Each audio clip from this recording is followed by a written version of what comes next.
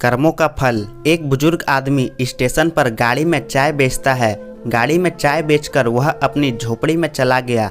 झोपड़ी में जाकर अपनी बुजुर्ग पत्नी से कहा कि दूसरी ट्रेन आने से पहले एक और केतली चाय बना दो। दोनों बहुत बुजुर्ग हैं।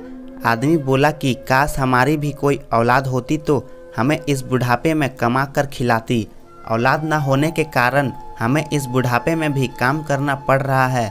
यह बात सुनकर उसकी पत्नी की आंखों में आंसू आ गए। उसने चाय की केतली भरकर अपने पति को दे दी। बुजुर्ग आदमी चाय की केतली लेकर वापस स्टेशन पर गया। उसने वहां प्लेटफॉर्म पर एक बुजुर्ग दंपत्ति को सुबह से शाम तक बेंच पर बैठे देखा। वह दोनों किसी गाड़ी में नहीं चढ़ रहे थे। तब वह चाय वाला बुजुर्ग उन दोनों के पास गया और उनसे पूछने लगा कि आपको कौन सी गाड़ी में जाना है।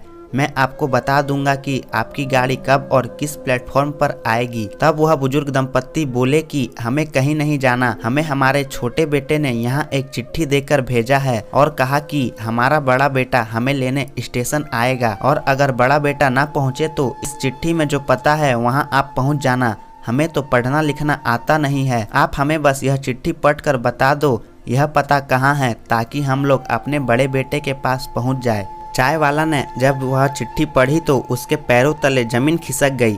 उस चिट्ठी में लिखा था, यह मेरे माता पिता हैं।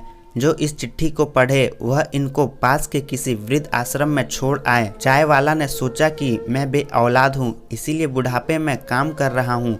अगर औलाद होती तो काम न करना पड़ता। इस बुजुर्ग दंपत्ति के 2 बेटे हैं पर कोई भी बेटा इनको रखने के लिए तैयार नहीं है। संत जी संगत को यह घटना सुनाते थे और संगत से पूछते थे कि बताओ औलाद होनी चाहिए या नहीं। संत जी कहते थे कि सुख या दुख औलाद से नहीं मिलता, सुख दुख तो अपने कर्मों के अनुसार मिलता है। ना कोई औलाद सुख देती है और ना कोई औलाद दुख देती है। अगर आपके कर्म अच्छे हैं तो आप अकेले बैठे भी खुश रह सकते हो और अगर आपके कर्म बुरे हैं तो आप राजगद्दी पर बैठकर भी दुखी रहोगे। सुख और दुख का औलाद से कोई संबंध नहीं है। यह हमारी गलत फहमी है। सबसे अच्छा कर्म है कर भला तो हो भला। आशा करता हूँ यह छोटी सी कहानी आपको पसंद आई होगी। इस कहानी पर आपकी क्या राय है हमें कमेंट करके जरूर बताएं। कहानी पसंद आए तो लाइक और शेयर करना बिल्कुल भी ना भूलें। चैनल पर नए हो तो चैनल को सब्सक्राइब जरूर कीजिए। वीडियो देखने के लिए आपका बहुत बहुत धन्यवाद।